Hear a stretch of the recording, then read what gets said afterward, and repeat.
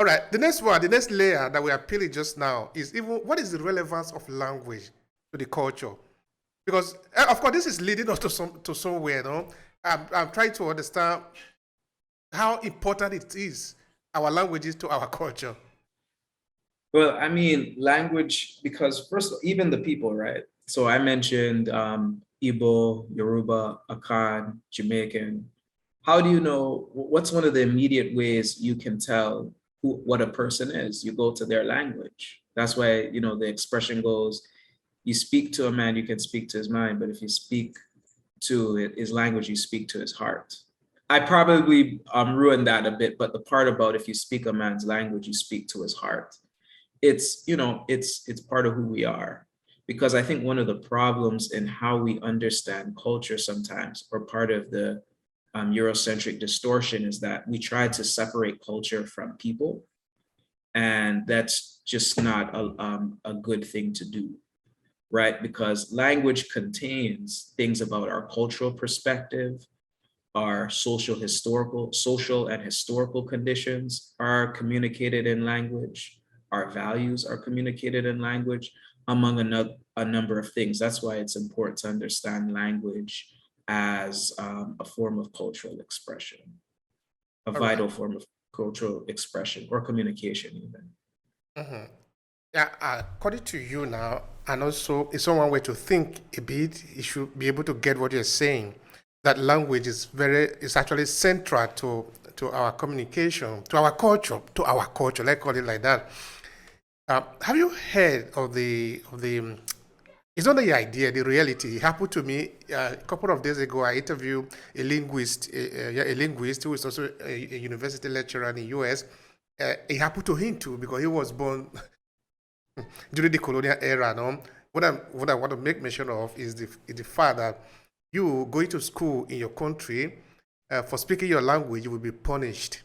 I don't know if this only happened in that because he's coming from Benin Republic, no, which is just a neighbor of Nigeria. And in Right. Nigeria, it happened to Rod, it happened to me, it's still happening today that you are punished for speaking your language. And that might seem very simple now. Okay, you are punished, but there is a message there that anytime you hear this your language, consider it negative because remember the punishment are punished because in our place in my language, it said that Eboka luaho or agboiba. So when a child does something wrong, you punish the child. It's not necessarily because of that thing that he has done. So that it doesn't repeat it next time. That is what you are doing. So when you now punish children for speaking your language, you are installing a message in their head. And if language is important for us, if it is a vehicle for our culture, does that have any consequence? It's your opinion, please. Oh, it has huge consequences. It's funny on that story you told me. This is a father. A story. Here goes as a father. I've my father, who was born in Jamaica, had the same experience.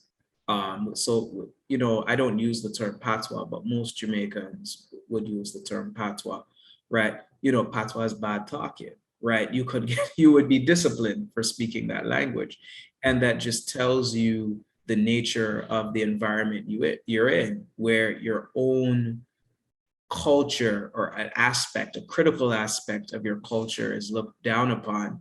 You can tell what you're dealing with is a colonial or a plantation condition, because even speakers of the language are told that what they do is inferior. So that just shows you this goes back to what we talked about at the top, the identity confusion, or maybe I might, instead of saying identity confusion, cultural disorientation or cultural confusion that it causes.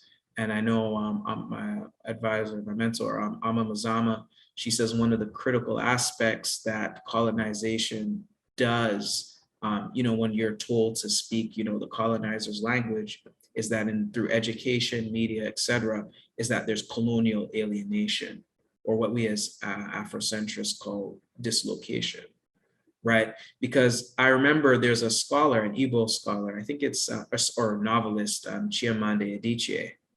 I think I'm saying her name right. You're Yeah, yeah, familiar with Chimamanda her? Adichie, yeah, yeah. Yeah, Chimamanda Adichie.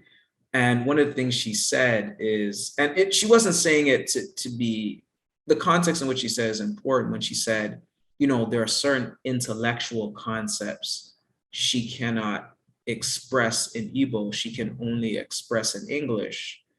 And she wasn't saying that, and I want to context, it's not that she was saying that Igbo doesn't have, intellectual substance. It's just that they don't make it a priority to teach African languages in schools. And that's what happens, right? So when you start to see some of the language issues, some of the language barriers that happens to children in schools, right? Because they say the children that learn the best are those, in terms of speaking English or even speaking French, those that learn it the best learn it when taught in their own language, right? So you understand English better when you're taught it in Igbo. But what we do in African countries, and I include the Caribbean, as African countries in the Caribbean, what happens is you're taught European languages as if you're European. You understand what I mean? So could you imagine the amount of learning difficulties that come with that? And I can tell you, even as a Jamaican, though raised in diaspora, I can talk about a lot of the confusion, a lot of the struggles I had with English, even though, I have family members who are strong English speakers, though some family members are not as strong English speakers as others. But just culturally, because sometimes we think of language as just a technical thing, but when you understand it culturally, I start to look back on certain experiences I had in school. I realized, wow, there were certain aspects of English I really didn't understand, right? Because we don't think of English as a cultural thing. We're taught, given the system of Eurasianization as education, we're taught to think, oh, English is just normal, French is just normal, right? But when you think of them as cultural languages, as English, the language of the Anglo-Saxons, French, the language of the French Anglo-Saxons, or whatever, so on and so on, you start to realize how cultural language is. It's not a neutral terrain. That's why it's not surprising the same issues that they're having right now in Ghana. I think in Ghana, both Ghana and Jamaica, there's been this push for compulsory French, but in schools, but not as much a push for the actual languages of the people in the school system, especially in Jamaica. Colleagues I know are deeply invested in trying to get the Jamaican language as official instead of English, or alongside English. You can't even go tell them to dash away English. You have to say put Jamaican alongside, because of how deep the indoctrination is. Because when you think of Jamaica, you don't think of the welfare queen's English. What do you think of? You tell me Marcus Garvey and Bob Marley, how much English they speak, right? Think about it. And that's how twisted the situation we are in right now. But of course, there's ways for us to, remedy that. But, it's just a lot of work. We got our work cut out for us. Because in the beginning, when I was asking you about yourself, you forming your identity, you did make mention of something very important, which was the fault, which was the fact that you didn't suffer this identity confusion, this identity crisis. I want to call it sometime. And for somebody who is looking at it from a distance, I don't understand how it is created. Actually, it is created because looking at a child now that is going to school, being punished for speaking his or her language, and we pretend that doesn't have any consequence. Now you go to school, all the reality that goes into your head comes through a language, which is actually a window. That doesn't have any consequence. You have a lot of, please. It does. Like there's two ways. So in the continent, you have people, or in the Caribbean, you have people, you see, it teaches, Africa, it teaches us to devalue ourselves, right? That's the first thing. It's teaching, you're devaluing yourself. You devalue your language, you devalue your culture, and by default, you devalue yourself. You accept that inferiorization. So that has so many consequences in and of itself. But just to give an example of my childhood, because I went to one of the school environments I went to was very, multicultural, and I don't advise, African parents to really, if they are, schooling their children, to not do the multicultural thing. I strongly advise against it. I'll add that if you can avoid it, avoid it. I'll say that. And part of it is, remember what I said about Toronto being multicultural. you realize very quickly who you are when you're interacting with other people outside of your culture. You can't. So that doesn't happen for everybody, but in my case, it definitely did. Like you have kids who are Italian, kids who are Portuguese, kids who are Jamaican, kids who are from Trinidad, kids who are Nigerian, et cetera, et cetera. And part of one of the ways that you can make that you have that understanding is when people think of Jamaica right away, they think of language. Right. So to me, it's a marker of what you are. And I think because, I can speak the language, because I think for some, Jamaicans in Toronto, some children, especially those of the current generation, I guess Gen Z, I think is the term, might not feel that way depending on how their household environment was. They might not feel Jamaican. They might fall into the area of seeing themselves as a chocolate covered Canadian. Because I'm very clear, you have to understand Canadian as a white identity, because the people of Canada are nothing but, a group of Europeans who invaded another people's land and nearly genocided them and, occupy it now.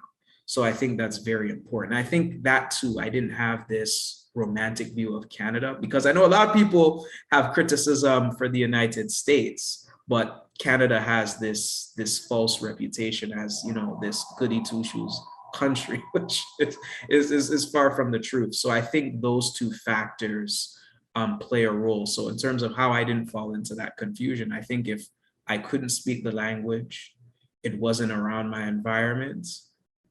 People externally can tell you that you're Jamaican, because sometimes I mispronounce certain things in school. Like one of the things I was tormented for was because I say axe, or because I say bathroom, or I don't, the word human, I can't say the H sound.